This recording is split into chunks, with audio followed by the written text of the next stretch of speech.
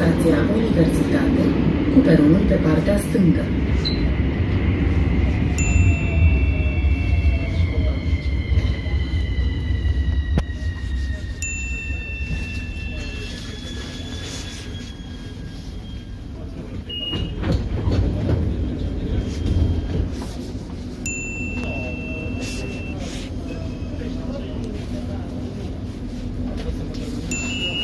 Atenție!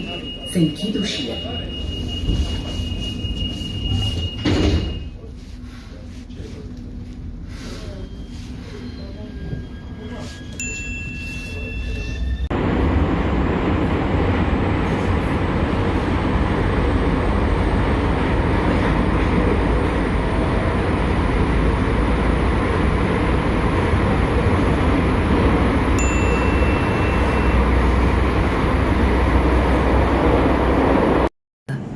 Corespondență cu magistralele 1 și 3.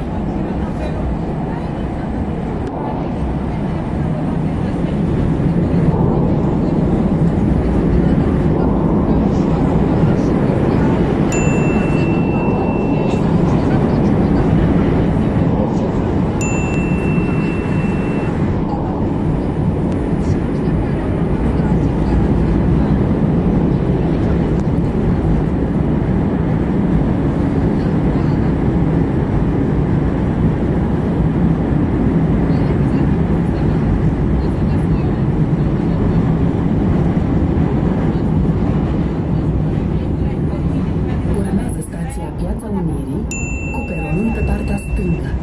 Corespondență cu magistralele 1.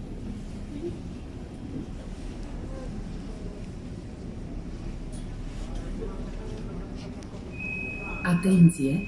Se închid ușile.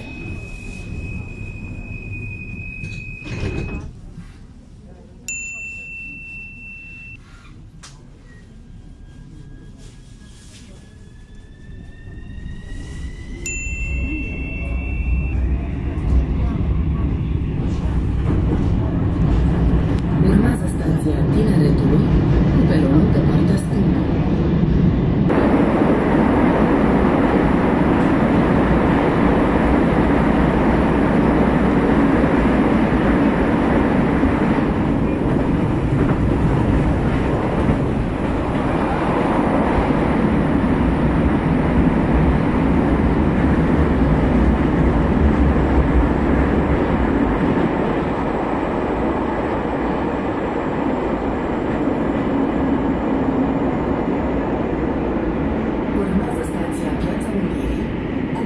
Pe partea stângă.